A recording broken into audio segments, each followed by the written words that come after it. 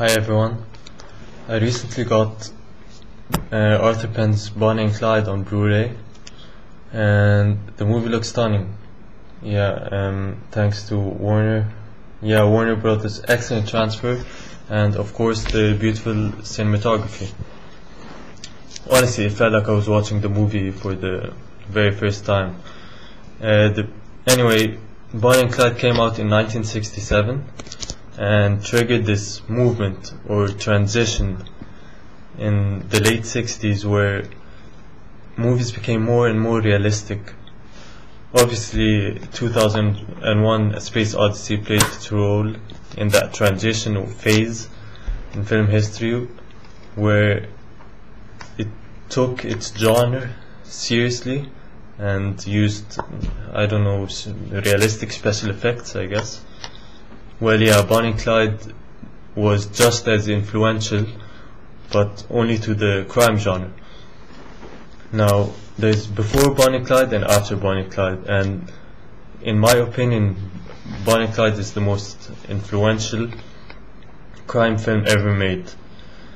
I can honestly see a little of Bonnie and Clyde's influence in almost every crime film that followed, from the Sonny Corleone's death scene in the first Godfather all the way to last year's Public Enemies. And the story basically revolves around these two main characters who give up a life of normality to live on the edge and rob banks, and they have the time of their lives doing it.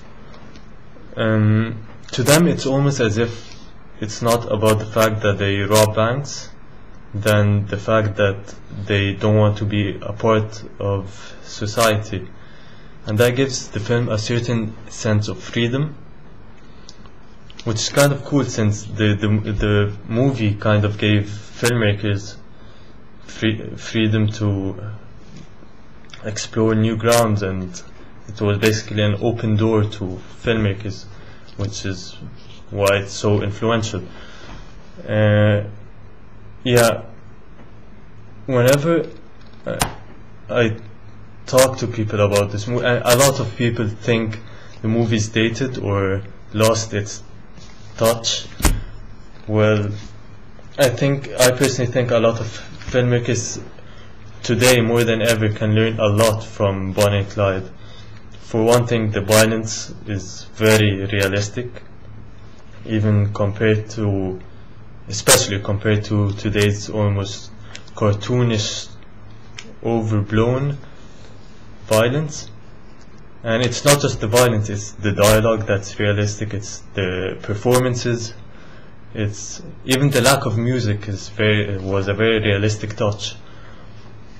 And so that's one thing. Another thing that impressed me, I guess, is that the story is not based on the violence. No, it's the other way around. I mean, the violence is just part of the story. It's almost as if the story drives the violence, and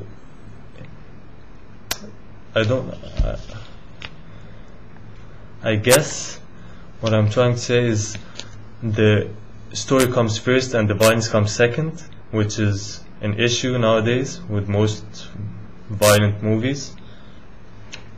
And I'll try to clarify that point a bit. Take that final scene where Bonnie and Clyde get sprayed with bullets.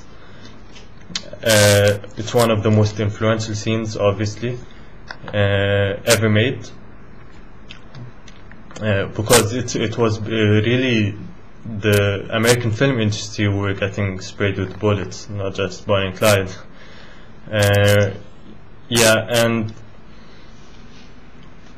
that scene wouldn't have been half as effective if it weren't for a scene much earlier in the picture.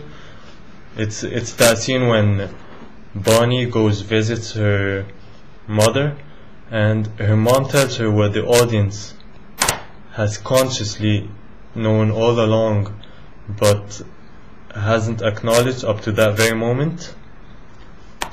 When she basically tells her, you live within 3 miles of me and you won't live long, honey, you best keep running. It's one of the most chilling and effective moments I've ever seen in a film, and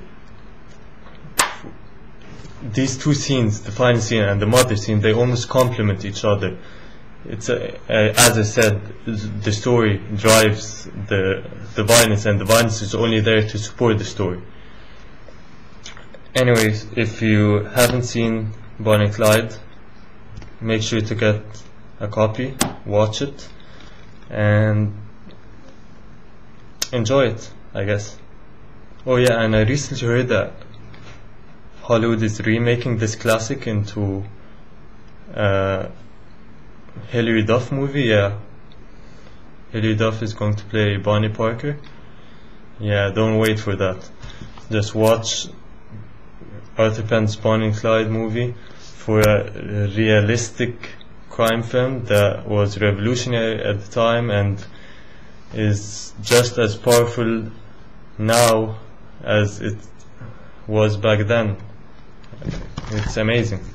So make sure to get it. Thank you for listening, and make sure to watch all the other foreign correspondence reviews, and yeah, that's it. Thank you, Roger.